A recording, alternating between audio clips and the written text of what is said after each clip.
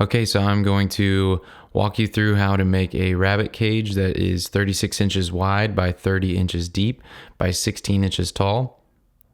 All the details for this design you can find in Bob Bennett's book called Rabbit Housing. And the materials needed for this design is 1 inch by 2 inch welded wire mesh that is 36 inches wide. Then you also need 1/2 inch by 1 inch welded wire mesh that is 30 inches wide. You'll need some J-clips or hog rings.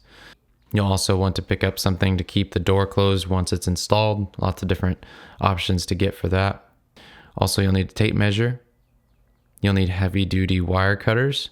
You'll need a 3 foot to 4 foot piece of 2x4. You'll need a hammer. You'll need the J-clip pliers. And you'll just need a regular set of pliers as well.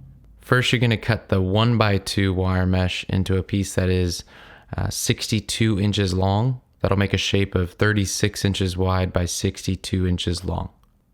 And then I use my foot to hold one side of it down while I measure towards the other side. And you'll want to measure 62 inches.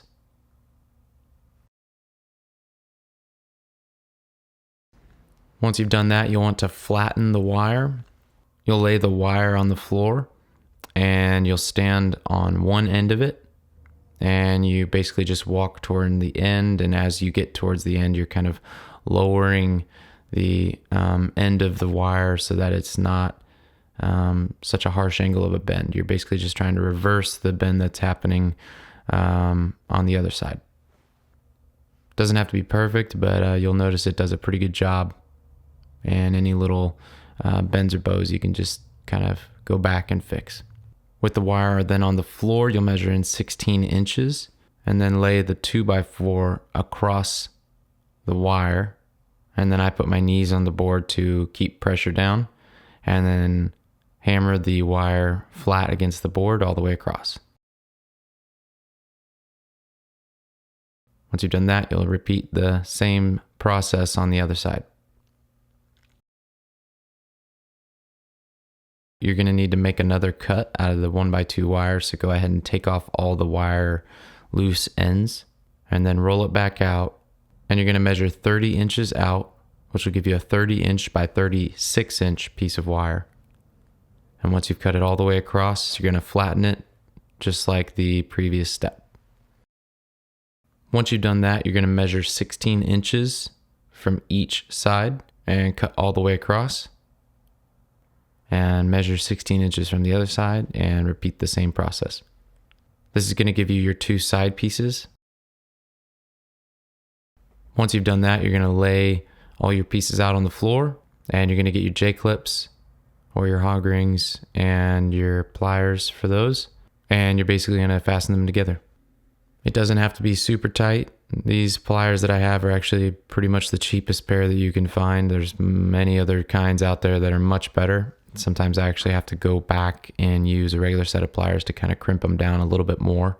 The only piece that I really try to really make sure is super tight, obviously, is going to be the floor, which we'll get to.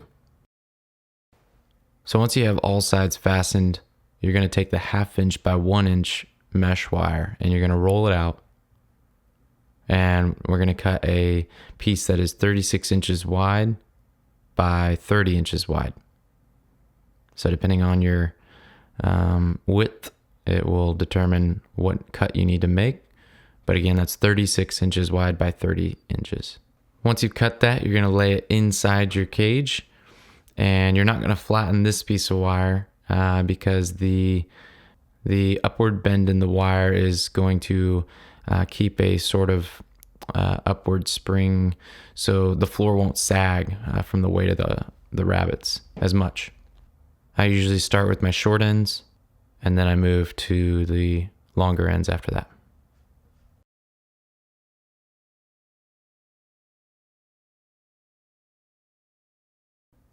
So right here, we are cutting the door. The recommendation for door sizes is to have the bottom of the doorway 4 inches above the bottom of the cage or the floor of the cage. Once you've measured 4 inches up from the bottom, you're going to cut 12 inches across and up 11 inches on each side. Another thing that I do is to get rid of the sharp ends around the doorway. I leave about a 1/2 inch stub when I cut. I don't cut all the way flush. This is nice because I can bend them over with regular pliers and create a smooth edge. There are different things you can buy to wrap the edges around, but once I have these bent this way, I've never had any issue. It's very smooth. Once you've done that, you're going to cut a door out. And so I've cut a piece that is just slightly wider and slightly taller. That way, when it's placed inside the cage, if the rabbits push up against it, they are sealing the door even more, and it's not 100% reliant on some door latch system. Once you've done that, the only last steps are to mount your feeder and your water, and then to hang the cage. And because there are so many different feeders and waters out there, and that it's the easiest step, I leave that to you to figure out. But that's the hard part. Anything else that is left, will take you just a few seconds to install.